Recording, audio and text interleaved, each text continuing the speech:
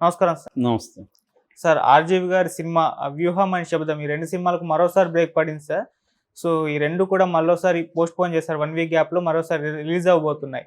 అసలు రిలీజ్ అవుతాయా? అవ్వవా? మళ్ళీ ఏమన్నా ప్రాబ్లమ్స్ వస్తాయా? అసలు ఎందుకు పోస్ట్‌పోన్ అవుతున్నాయి సార్? మీ ఒపీనియన్ ఏంటి దీనిపైన? అసలు 'రామ్ గోపాల్ వర్మ' నిన్న ఆయన ట్వీట్ చేసింది ఏందంటే, నేను మా సినిమాలు 2 వ్యూహం అనేది 23 రావాలి. అంటే ఈరోజు రిలీజ్ అయి ఉండాలి. అవును. శబదం ఫస్ట్ వీక్ అవ్వాలి. ఈ 2 కూడా పోస్ట్‌పోన్ అయినాయి. వ్యూహం ఏమో మార్చి 1వ తేదీ, శబదం ఏమో మార్చి 8వ తేదీ రిలీజ్ అవుతాయి. అయితే దీనికి లోకేష్ కారణం కాదు. Technical reasons. మేము ఇంకా పబ్లిసిటీ బాగా చేద్దాం అనుకున్నాం. రెండోది ఆ రోజుకైతే మాకు థియేటర్లో మేము అనుకున్న మంచి థియేటర్లు దొరుకుతాయి, అందుకని పోస్ట్పోన్ చేస్తున్నాం అన్నాడు. కానీ ఇది నమ్మదగినట్టుగా లేదు. ఎందుకంటే ఫస్ట్ థింగ్, పబ్లిసిటీ గురించి ఇంకా ఎంత చేస్తారో ఆల్రెడీ బ్రహ్మాండంగా చేశారు. ఈ వీక్లో వీళ్ళు చేసే పబ్లిసిటీ ఏమి లేదు. మహా అంటే ఇంకొన్ని ఛానల్కి ఆయన ఇంటర్వ్యూలు ఇస్తారు, అంతకంటే ఏం చేసేది. వాళ్ళు ఏమన్నా పబ్లిసిటీకి పెద్ద ఎత్తున డబ్బులు ఖర్చు పెట్టి చేస్తారా? ఏమి ఉండదు. కాబట్టి దట్ ఈజ్ అన్బిలీవబుల్.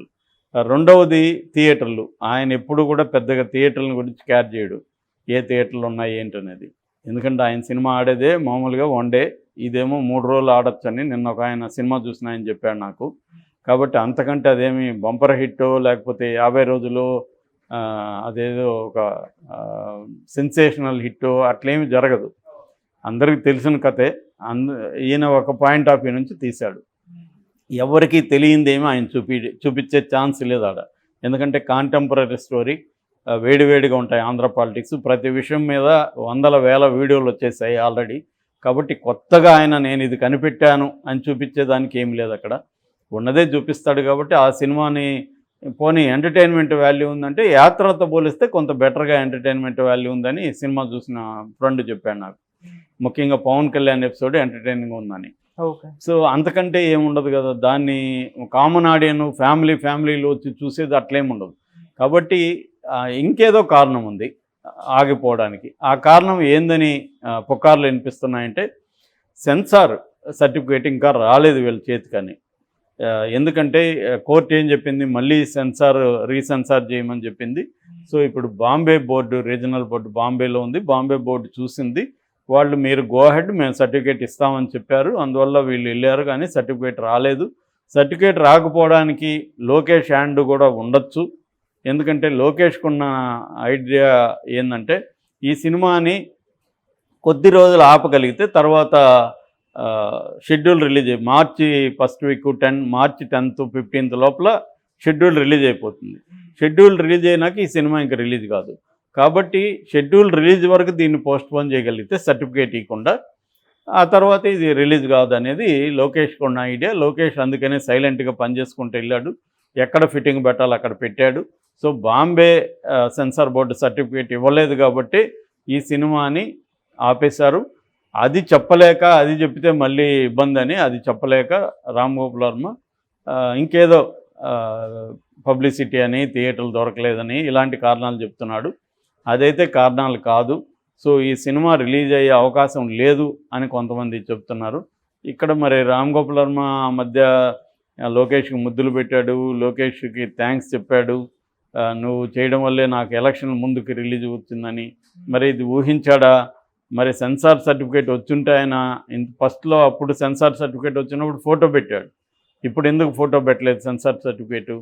మేబీ విమర్శల తర్వాత నిజంగా సెన్సార్ సర్టిఫికేట్ ఉంటే ఆయన గమ్మునున్నాడు. ఖచ్చితంగా పెడతాడు ఫోటోను వీడియోను పెట్టి మనలాంటి వాళ్ళకి సమాధానం ఇస్తాడు. లేదరా మీరు ఊహించి చెప్పకండి, వచ్చిందని చెప్తాడు ఆయన. మరి అట్లా చెప్తాడా?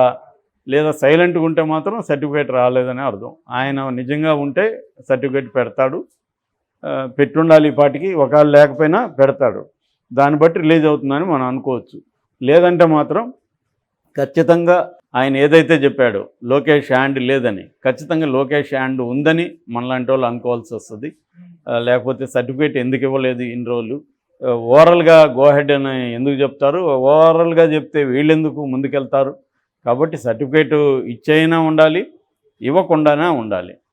ఇక్కడ మామూలుగా మనం ఆబ్జెక్టివ్గా చూసినప్పుడు ఆయన చెప్పిన కారణాలు అయితే నమ్మేటిగా లేవు. ఈ 2 కారణాలు కూడా పబ్లిసిటీ, థియేటర్లు అనే 2 కారణాలు లేదు. యాక్చువల్గా 1వ తేదీ వాలంటీన్ మిస్టర్ వాలంటీనా అదే సినిమా, వరుణ్ తేజ్. వరుణ్ తేజ్ సినిమా ఉంది ఆ రోజు. కాబట్టి ఆ రోజు ఏమి ఖాళీగా థియేటర్లు ఏమి ఉండవు. కాబట్టి ఏ రోజైనా మన తెలుగు ఇండస్ట్రీలో ప్రతి వారం మినిమం 10 సినిమాలు రిలీజ్ అవుతుంటాయి. అందులో ఒక్కోసారి పెద్ద ఉంటాయి, ఒక్కోసారి చిన్నవి ఉంటాయి.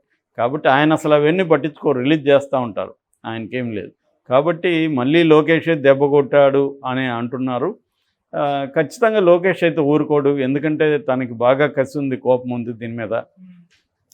రెండోది అతన్ని ఇంకా ఘోరంగా చూపించాడు లోకేష్ని. అతన్ని కనబడకపోయినా అతన్ని ఒక రకమైన ఇదిగా చూపించాడు. అట్లాగే చంద్రబాబును కూడా ఆయనే చెప్పిన ఆర్జీవీ చెప్పిన భాష ఏంటంటే ముసలి పాము, ఈ రెండిటికి కళ్ళల్లో ఎమోషన్ ఉండదు, మూడవ జీవి చంద్రబాబు, అతనికి ఎమోషన్ ఉండదు అనేది చూపించాడు. ఎవరికి ఎమోషన్ లేని వాళ్ళు ఎవరు ఉండరు, చంద్రబాబుకి ఎమోషన్లు ఉంటాయి. కాకపోతే ఈయన పాయింట్ ఆఫ్ వ్యూలో ఆయన ఎమోషన్ లేదు, అధికారమే పరమావధిగా ఆయన జీవిస్తూ ఉంటాడు, అధికారం కోసం ఏమైనా చేస్తాడు, ఎంత ఎక్స్ట్రీమ్ కన్నా వెళ్తాడు. చివరికి రాజశేఖర రెడ్డి చనిపోతే కూడా ఆయన నవ్వాడు. అలాంటి విషయాలను ఆయన సినిమాల్లో చూపించాడు. సో అలాంటివి చూపించినప్పుడు సినిమాల్లో ఖచ్చితంగా ట్రైలర్లోనే అవన్నీ ఉన్నాయి. వాళ్ళకి తెలిసిన వాళ్ళు ఎవరో ఒక సినిమా చూసిన వాళ్ళు ఎయిటర్లో లీక్ చేసి ఉంటారు. సో లోకేష్ ఎందుకు దాన్ని సినిమా ఎలక్షన్ల ముందు రిలీజ్ అవనిస్తాడు? ఖచ్చితంగా అవనీయకుండా చూసుకుంటాడు. కాబట్టి లోకేష్ ఆపుండే అవకాశం ఎక్కువ కనబడతా ఉంది. మరి ఇప్పుడు ఆర్జీవీనా లోకేష్ అన్నప్పుడు ఎవరు గెలుస్తారనేది మనం చూడాలి. ఒకవేళ ఎన్నికలలోగా కానీ రిలీజ్ అవ్వకపోతే ప్రాబ్లం అవుతుంది. ఎందుకంటే ఎన్నికలు ఇక్కడ కూడా ఉన్నాయి, తెలంగాణలో కూడా. కాబట్టి అంటే లోక్సభ ఎన్నికలు అంతకుముందంటే అప్పుడు లక్ష్మీ సెంటర్ అదేదో నాకు గుర్తులేదు, కానీ అక్కడ రిలీజ్ కాకుండా ఇక్కడ రిలీజ్ అయింది. సో ఇప్పుడు అటువంటి ఛాన్స్ కూడా లేదు, ఇక్కడ కూడా కోడ్ ఉంటుంది కాబట్టి ఇక్కడ కూడా ఆపేసే అవకాశాలు ఉన్నాయి.